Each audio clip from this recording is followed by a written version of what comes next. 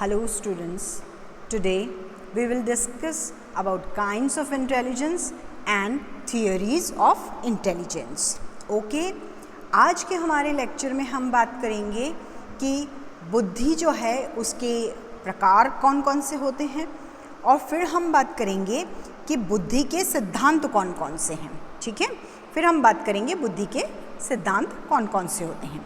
तो सबसे पहले हम देखते हैं काइंड्स ऑफ इंटेलिजेंस.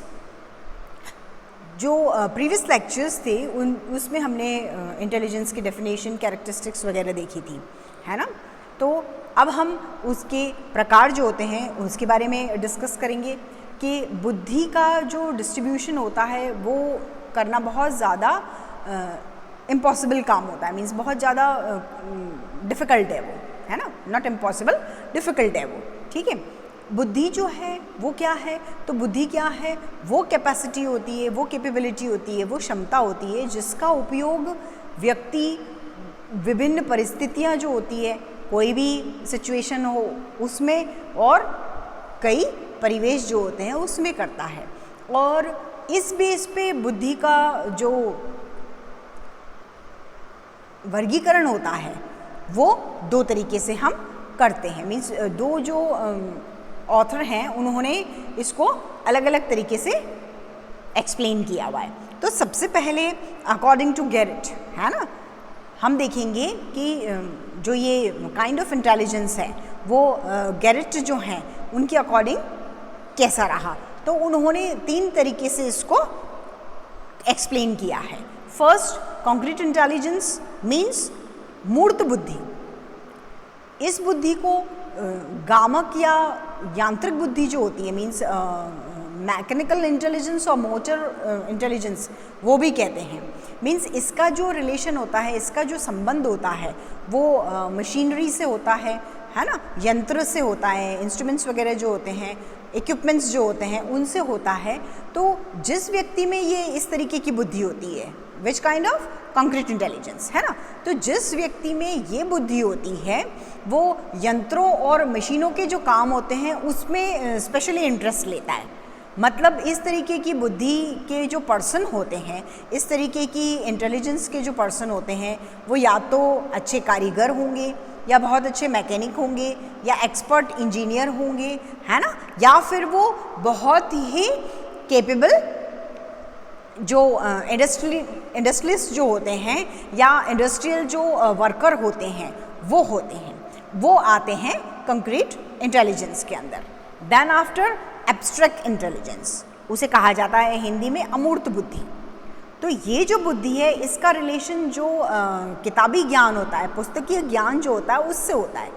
मीन्स जिस पर्सन में इस तरीके की बुद्धि होती है वो ज्ञान का अर्जन करने में विशेष इंटरेस्ट दिखाता है, बहुत ज़्यादा वो विशेष रुचि लेता है. और इस बुद्धि के पर्सन जो होते हैं वो या तो बहुत अच्छे लॉयर होते हैं या डॉक्टर होते हैं, है ना, या फिर फिलोसोफर होते हैं या वो चित्रकार होते हैं, साहित्यकार होते हैं. इस तरीके के जो लोग होते हैं वो एब्स्ट्रैक्ट इंटेलिजेंस के अंदर एब्स्ट्रैक्ट इंटेलिजेंस को बिलोंग करते हैं या उसके अंदर वो आते हैं. Then after social intelligence, third kind of intelligence is social intelligence, सामाजिक बुद्धि. इस बुद्धि का जो रिलेशन होता है उसका व्यक्तिगत और सामाजिक कार्यों से संबंध होता है. ये जो बुद्धि होती है इसका संबंध इंडिविजुअल और सोशल जो फंक्शंस होते हैं, मतलब व्यक्तिगत और सामाजिक को जो काम होते हैं उनसे होता है.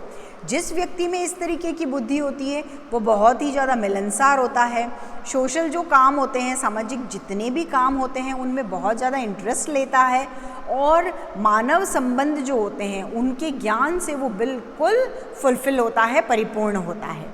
और इस बुद्धि के व्यक्ति जो होते हैं वो या तो बहुत अच्छे मिनिस्टर्स होंगे या वो व्यवसायी होंगे, है ना, या फिर वो सोशल वर्कर होते हैं. ठीक है. तो सबसे पहले हमने गैरेट के अकॉर्डिंग ये तीन काइंड्स देखी हैं.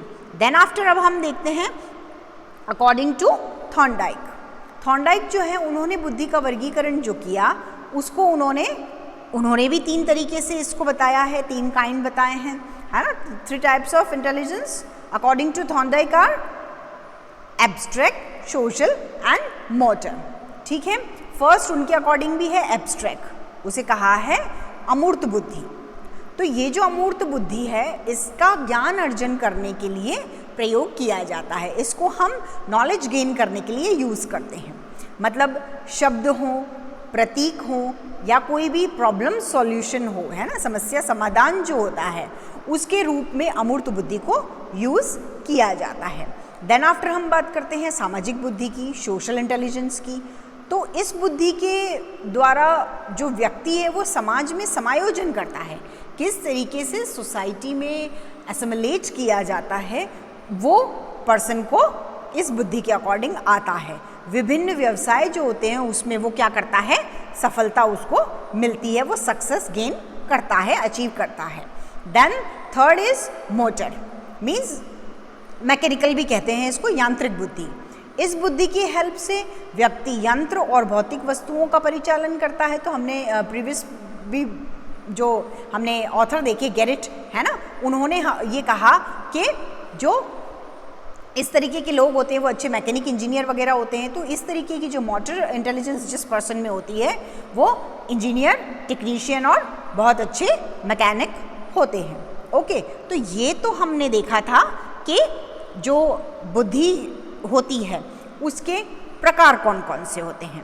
ओके, देन आफ्टर अब हम देखते हैं थियोरीज ऑफ इंटेलिजेंस कि बुद्धि के सिद्धांत कौन कौन से होते हैं। बुद्धि क्या है ना, सबसे पहला क्वेश्चन ही है कि व्हाट इज इंटेलिजेंस, वो किन तत्वों से बनती है, वो किस तरीके से काम करती है, उसका फंक्शन कैसे होता है, वो कौन कौन से एलिमेंट्स हैं उनसे क्रिएट होती है। तो इस तरीके के सारे क्वेश्चंस जो हैं उनको ढूंढने के लिए साइकोलॉजिस्ट जो हैं उन्होंने बहुत एफर्ट लगाया और उनके एफर्ट लगाने के रिजल्ट के रूप में हमको ये चीज़ मिली है कि बुद्धि के, इंटेलिजेंस के बहुत सारी थियरीज क्रिएट हुई हैं, बहुत सारे सिद्धांत प्रतिपादित किए गए हैं और उनको हम अब देखेंगे।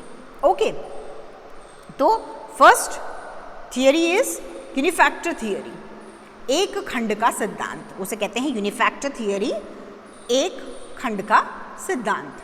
ठीक है, इस सिद्धांत के जो प्रतिपादक थे वो थे बिने और टर्मन, है ना, बिने, टर्मन और स्टर्न। वापस रिपीट कर रही हूँ, इस सिद्धांत के प्रतिपादक थे बिने, टर्मन और स्टर्न। उन्होंने जो इंटेलिजेंस है उसको एक अखंड और अविभाज्य इकाई माना। उन्होंने ये माना कि इसको हम डिस्ट्रीब्यूट या डिवाइड नहीं कर सकते हैं। ठीक है, उनका ये मानना था कि व्यक्ति की विभिन्न मानसिक योग्यताएं एक इकाई के रूप में काम करती है। जो पर्सन होता है उसकी जो मेंटल कैपेबिलिटी होती है वो एक यूनिट के रूप में काम करती है और जो ये कैपेबिलिटी है, जो ये योग्यता है, उसकी विभिन्न परीक्षाओं के द्वारा मत, जो विभिन्न परीक्षाएं जो होती है, विभिन्न परीक्षाओं द्वारा ये मत असत्य सिद्ध कर दिया गया है ना, कि योग्यताओं की जितनी भी बार उनको अलग अलग तरीके से एग्जामिन किया गया उसमें ये चीज़ खारिज कर दी गई, ये गलत सिद्ध कर दिया गया कि व्यक्ति की विभिन्न मानसिक योग्यताएं एक इकाई के रूप में काम करती है। Okay, second is two factor theory.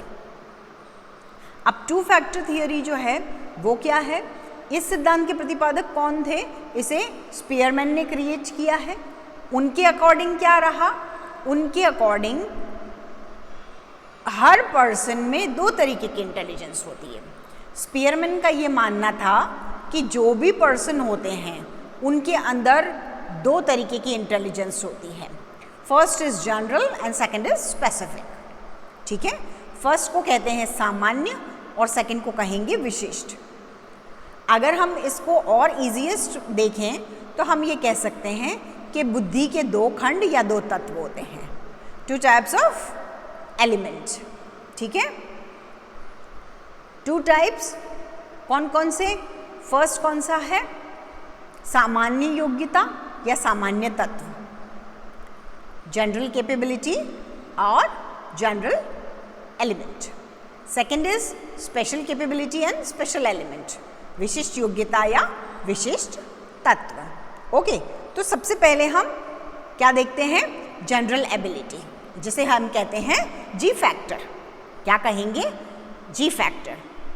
Spearman जो है उन्होंने ये जो सामान्य योग्यता है उसको विशिष्ट योग्यताओं से बहुत ज़्यादा इम्पॉर्टेंट माना।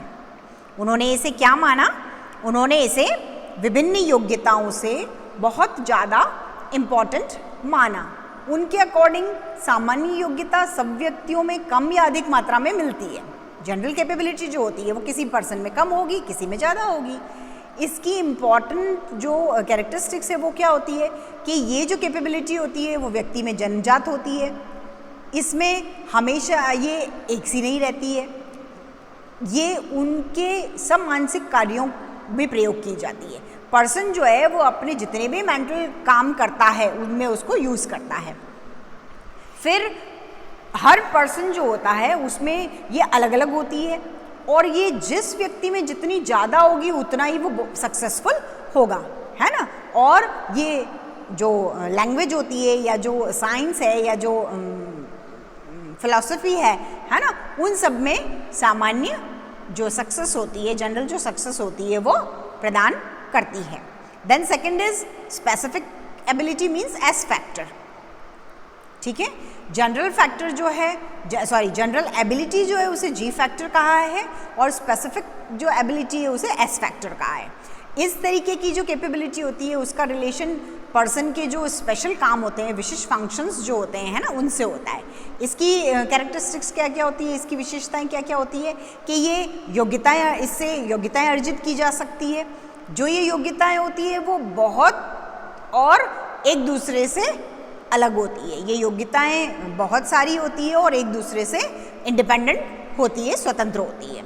फिर ये योग्यताएं जो होती है वो विभिन्न योग्यताओं का इनका संबंध जो होता है वो अलग अलग जो एफर्ट वाले वर्क होते हैं, है ना, उनसे होता है। फिर ये योग्यताएं विभिन्न व्यक्तियों में अलग अलग तरीके से अलग अलग मात्रा में होती है। हर पर्सन में एक जैसी नहीं होती है, अलग अलग होती है। जिस व्यक्ति में जो योग्यता, जो कैपेबिलिटी ज़्यादा होगी उसी से रिलेटेड जो एफिशिएंसी होगी वो उस पर्सन को सक्सेस बनाएगी। मतलब जिस व्यक्ति में जो योग्यता अधिक होती है उसी से संबंधित कुशलता जो होती है उसमें वो पर्सन सफलता प्राप्त करेगा। फिर ये जो योग्यता होती है कौन सी, स्पेसिफिक एबिलिटी जो है, ये योग्यताएं भाषा, विज्ञान और दर्शन में विशेष रूप से सफलता दर्ज करवाती है। ओके, और ये जो स्पीयरमैन है उनके इस सिद्धांत को आधुनिक मनोवैज्ञानिक जो है वो स्वीकार नहीं करते, वो एक्सेप्ट नहीं करते हैं उनकी इन थियरी को। इसका जो रीज़न है उसको एक्सप्रेस करते हुए एक ऑथर थे मन, वो ये कह रहे हैं कि मनोवैज्ञानिकों का क्या कहना होता है। मनोवैज्ञानिकों का कहना है कि स्पीयरमैन जिसे सामान्य योग्यता कहते हैं उसे अनेक योग्यताओं में डिवाइड किया जा सकता है, विभाजित किया जा सकता है। ओके, देन फिर थर्ड इज 3 फैक्टर थियरी, 3 खंड का सिद्धांत। तो ये सिद्धांत जो है ये स्पीयरमैन का सिद्धांत था और इसे स्पीयरमैन के नाम से ही रिलेटेड किया गया है।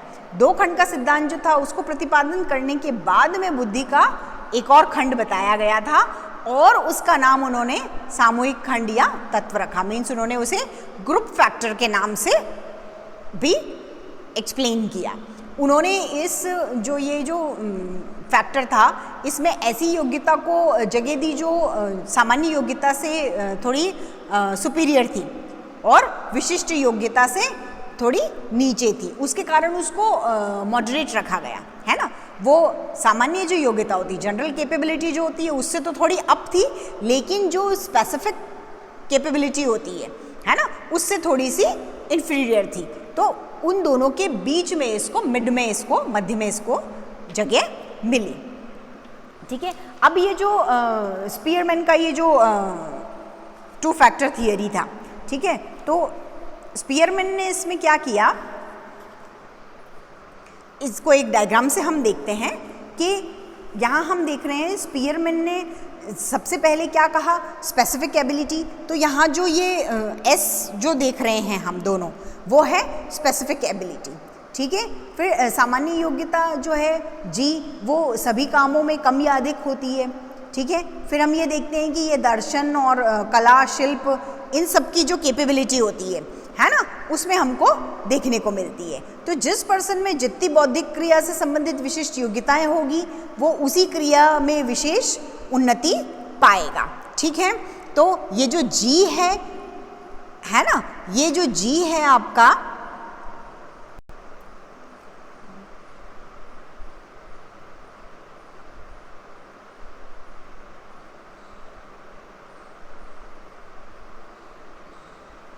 ओके, ये जो हमारा जी है, ठीक है, ये जी किसको इंडिकेट कर रहा है? ये जो जी है वो जनरल कैपेबिलिटी जो होती है उसको इंडिकेट कर रहा है, ठीक है। देन फिर हमारी ये जो S1 है, S1 और S2 है, ये हमारे स्पेसिफिक हमारी जो इंटेलिजेंस है उसको इंडिकेट करती है, ठीक है। अब इसके अंदर ये जो V हम देख रहे हैं, ठीक है, हमारे पास यहाँ पे ये जो A है, ये A जो शब्दावली परीक्षण होता है हम उसको देखते हैं। देन ये जो V है ये हमारा क्या है? ये जो मैथमेटिकल एक्सपेरिमेंट्स जो होते हैं, जो इलस्ट्रेशन होती है, उसको हम इसके अंदर देख रहे हैं, ठीक है। नाउ फिर हम बात करते हैं, नेक्स्ट हमारा है कि हम इसको एक्सप्लेन करते हैं। तो हम इसको देखते हैं कि ये जो आकृति है इसके दो परीक्षण इन्होंने किए हैं। फर्स्ट हमने बताया शब्दावली परीक्षण और दूसरा है गणित परीक्षण। शब्दावली परीक्षण को इन्होंने A से इंडिकेट किया है और गणित परीक्षण को V से इंडिकेट किया हुआ है।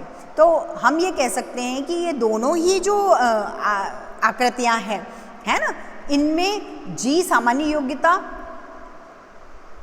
है ना, इसको G जो है वो सामान्य योग्यता की आवश्यकता होती है, और ये जो दोनों आकृतियां हैं इनको G द्वारा ही डिसाइड किया गया है, ठीक है। फिर हम देखते हैं कि जो S1 है वो विशिष्ट योग्यता है और उसको यूज़ किया गया है, और गणित परीक्षण में क्या है, ये जो स्पेसिफिक कैपेबिलिटी होती है उसकी जो आवश्यकता होती है, उसकी जो रिक्वायरमेंट है वो विशिष्ट संख्यात्मक विवेचन के रूप में हमको देखने को मिलती है, जो यहाँ पे हम कैसे देख रहे हैं, S2 से देख रहे हैं। तो हम ये कंक्लूजन निकाल सकते हैं और ये कह सकते हैं कि जो जितने भी बौद्धिक काम होते हैं उनके लिए ये जो जनरल कैपेबिलिटी होती है उसकी ज़रूरत होती है। क्यों? क्योंकि उसमें जो पॉजिटिव रिलेशन होता है, पॉजिटिव कोरिलेशन होता है, लेकिन कंप्लीट कोरिलेशन इसलिए नहीं होगा क्योंकि दोनों ही में विशिष्ट योग्यता की भी आवश्यकता पड़ती है। किसकी? स्पेसिफिक, ये जो स्पेसिफिक है ना, ये जो स्पेसिफिक इंटेलिजेंस है इनकी भी हमको ज़रूरत पड़ती है। ओके, नाउ नेक्स्ट फिर हम बात करते हैं फोर्थ थियरी की, जो है मल्टी फैक्टर थियरी, ठीक है। अब ये जो मल्टी फैक्टर थियरी है, तो इसके अंदर मल्टी फैक्टर थियरी में हम देखते हैं कि स्पीयरमैन के बुद्धि के जो सिद्धांत थे उनको आगे इस बहुखंड के सिद्धांत के रूप में, मीन्स मल्टी फैक्टर थियरी के रूप में भी प्रतिपादित किया गया था। ओके, अब इसमें दो जो साइकोलॉजिस्ट थे, फर्स्ट केली एंड सेकंड इज थर्डसन। तो केली जो हैं उन्होंने एक बुक लिखी थी और उस बुक में उन्होंने इसके 9 खंड बताए हैं, ठीक है। Crossroads in the mind of man, इस नाम से उन्होंने एक बुक लिखी थी और उन्होंने कैपेबिलिटी को 9 पार्ट्स में डिवाइड किया है। फर्स्ट उन्होंने बताया है interest, second is motor ability, then social ability, then numerical ability, verbal ability, physical ability, musical ability, mechanical ability, and last is ability to deal with special relations, ठीक है। तो इस तरीके से केली ने ये 9 पार्ट बताए हैं और थर्डसन के अकॉर्डिंग भी पहले 13 उन्होंने खंड बताए थे, 13 फैक्टर्स बताए थे, देन उन्होंने इसको 13 से 9 में डिवाइड कर दिया। तो 9 उन्होंने मेजर पार्ट्स बताए हैं, वो हैं memory, perceptual ability, numerical ability, verbal ability, logical ability, deductive ability, inductive ability, ठीक है। देन फिर प्रॉब्लम सॉल्विंग एबिलिटी। तो इस तरीके से थर्डसन ने भी इसके 9 टाइप्स क्रिएट किए थे। ठीक है, अब हम ये देखते हैं कि एक डायग्राम देखेंगे हम, और डायग्राम के अकॉर्डिंग हम ये देखते हैं कि थर्डसन जो है उनका ये कहना था कि स्पीयरमैन का ये जो सामान्य तत्व है, जनरल जो फैक्टर है, उससे संबंधित योग्यताओं के समूह में इसको डिवाइड किया जा सकता है। ठीक है, तो आप डायग्राम में देख रहे हैं जैसे कि, तो हम ये देखते हैं कि डायग्राम में क्या है यहाँ पे। तो हम फर्स्ट देख लेते हैं कि यहाँ ये जो V है, ठीक है, आपको ये V दिख रहा होगा, ये जो V है हमारा, ठीक है, V जो है उसको यहाँ इन्होंने इंडिकेट किया है। V शाब्दिक योग्यता है, फिर इसे V1, V2, V3 इस तरीके से इन्होंने जो बताया है ना, उसमें इन्होंने शाब्दिक योग्यता परीक्षण जो है उसको V1, V2, V3 और V4 से इंडिकेट किया है। देन फिर S जो स्थानीय योग्यता है, मापन परीक्षण है, उसको S1, S2, S3 और S4 से इन्होंने इंडिकेट किया है। ये V का है और लेफ्ट हैंड साइड में V का है और राइट हैंड साइड में S का है। ठीक है, और दोनों ही जो डायग्राम है उनमें स्पेशल कोरिलेशन है, ये दोनों ही एक सामान्य स्थान भी हैं। ठीक है, मतलब अगर हम इसको एक्सप्लेन करें तो हम ये कह सकते हैं कि ये जो प्राइमरी मेंटल जो कैपेबिलिटी होती है उसको एक्सप्रेस कर रहा है, उसको एक्सप्लेन कर रहे हैं। ठीक है, तो थर्डसन के अकॉर्डिंग हम ये कहें कि वर्बल एबिलिटी, जैसा कि अभी हमने कहा, या हमने परसेप्चुअल एबिलिटी कहा, या मेमोरी की बात कही, या है ना वर्ड फ्लुएंसी की बात करी, या रीजनिंग की बात करी, तो हम ये देखते हैं कि शब्दों को समझना और ठीक प्रकार से यूज़ करना, ये इम्पॉर्टेंट बात है। देन फिर गणित संबंधी जो समस्याएं हैं उनका समाधान करना इसमें ईजी है। देन फिर स्थानीय वस्तुओं के संबंध में देखना। देन फिर हम ये कहें कि इस योग्यता से वस्तुओं को ठीक तरीके से पहचान लिया जाता है और पढ़ने में विशेष हेल्प मिल जाती है, और ये सीखने और धारण करने में सहायक होते हैं, है ना। और इनके द्वारा जो अमूर्त संबंध है उनको देखना, और जो प्रॉब्लम सॉल्यूशन होता है, मीन्स प्रॉब्लम सॉल्विंग जो होती है, वो हम अपने पर्सनल एक्सपीरियंस से बहुत ईजी कर सकते हैं, और इससे हम वर्ड्स जो होते हैं, शब्द जो होते हैं, उन पे बहुत जल्दी जल्दी विचार कर सकते हैं। तो अगर हम इसको मेजर करें या इसको इवैल्यूएट करें तो हम ये कह सकते हैं कि थर्डसन का ये जो सिद्धांत है उसका प्रभाव जो छोटे बच्चे हैं उनके लिए नहीं होके जो एडल्ट होते हैं, प्रौढ़ जो होते हैं, उनके लिए होता है। छोटे बच्चे जो होते हैं उनकी बुद्धि को विभाजित नहीं किया जा सकता है, जैसे जैसे वो बड़े होते हैं वैसे वैसे वो विशेष रूप में कुशलता प्राप्त करते हैं, और कुशलता के बेस पे ही उनकी बुद्धि को मापा जा सकता है। ठीक है, और इसमें सामान्य तत्व जो होते हैं उनकी कोई भी इम्पोर्टेंस नहीं रह जाती है। तो इस तरीके से हम ये कंक्लूजन निकाल सकते हैं कि छोटे जो बच्चे होते हैं उनकी जो जनरल इंटेलिजेंस होती है उनको मापने के लिए ये जो स्टैनफोर्ड बिने का परीक्षण है ये अप्रोप्रिएट है, और जो एडोलसेंस एज है या एडल्टहुड की हम बात कर रहे हैं तो उसमें जो इंटेलिजेंस का मेजरमेंट किया जाता है वो खंड विश्लेषण पे आधारित होता है, उस पर डिपेंड करता है, और थर्डसन का जो ये एक्सपेरिमेंट है उससे वो हम देख सकते हैं। ओके, देन फिर अब हम अगेन बात करें लास्ट हमारे पॉइंट की, लास्ट थियरी की, तो वो है क्वांटिटी थियरी। ठीक है, मात्रात्मक सिद्धांत। अब इसको हम देख लेते हैं। ये जो सिद्धांत है इसका प्रतिपादन जो है वो थॉर्नडाइक ने किया। उन्होंने सामान्य मानसिक योग्यता के जैसे ही किसी तत्व को एक्सेप्ट नहीं किया। ठीक है, थॉर्नडाइक का मानना था कि मस्तिष्क का गुण स्नायु तंतु जो होते हैं उनकी मात्रा पे निर्भर करता है। ठीक है, किस पे? जो स्नायु तंतु होते हैं उन पे निर्भर करता है। मीन्स वो ये कहते थे कि बुद्धि उतनी अधिक अच्छी होती है जितने अधिक मस्तिष्क और हमारा नर्वस सिस्टम जो होता है उसके संबंध होते हैं, क्योंकि पर्सन जो होता है उसकी मेंटल एक्टिविटीज़ जो होती है उसके आधार पे ये संबंधित होता है। उनकी जितनी भी मानसिक क्रियाएं होती है उन्हीं के आधार पे ये रिलेटेड होता है, संबंधित होता है। थॉर्नडाइक का जो ये सिद्धांत था वो स्टिमुलस रिस्पॉन्स जो है उस बेस पे प्रूव किया गया था। ठीक है। उनका ये मानना था कि जितने भी हमारे एक्सपीरियंसेस होते हैं, जितने भी हमारे अनुभव हैं, उनका जो ये जो स्टिमुलस जो होता है ना, स्टिमुलाई जो होता है, वो जो एक्टिविटीज़ होती है, वो जो प्रतिक्रियाएं होती है, उनका इसमें संबंध स्थापित किया जाता है, उनका रिलेशन इसमें स्टैब्लिश किया जाता है। वो फ्यूचर में उसी तरीके की जो प्रॉब्लम्स होती है, उनका समस्या जो होती है, प्रॉब्लम्स जो होती है, फ्यूचर में उनका समाधान इससे अधिक सरल बना देते हैं। ऐसा उनका मानना था कि फ्यूचर में जो भी प्रॉब्लम्स आएगी वो इससे बहुत ईजीली सॉल्व की जा सकती है। तो थॉर्नडाइक के जो सिद्धांत थे, है ना, थॉर्नडाइक के सिद्धांत की दो कारणों से उसे क्रिटिसाइज भी किया गया, कटु आलोचना की गई थी। पहला तो ये था कि वो सिद्धांत मस्तिष्क और स्नायु मंडल के संबंध पे बहुत अधिक जोर दे रहा था, और दूसरा जो कहा गया है वो ये कहा गया है कि ये सिद्धांत जो मस्तिष्क की संपूर्ण रचना है, उसकी जो इलास्टिसिटी है, उसको कोई भी जगह नहीं दे रहा है। ओके, देन फिर अब हम बात करते हैं कंक्लूजन की।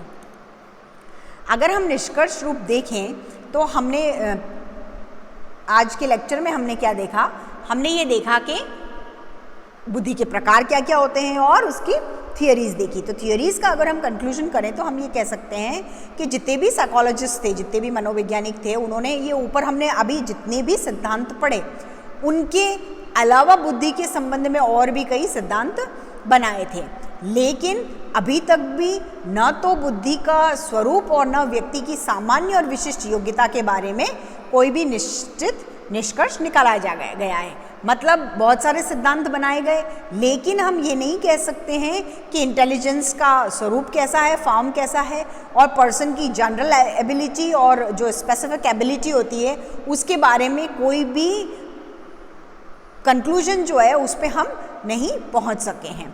बुद्धि के बारे में जितने भी मॉडर्न जो थिंकिंग है हमारी, उसको एक्सप्रेस करने के लिए ये कहा जा सकता है कि बुद्धि के समान कोई भी स्वतंत्र इकाई नहीं है। क्या है? कोई भी इंडिपेंडेंट यूनिट नहीं है, और व्यक्ति में बुद्धि है ये कहना बहुत ज़्यादा एप्रोप्रिएट है कि वह बुद्धिमत्तापूर्ण व्यवहार करता है।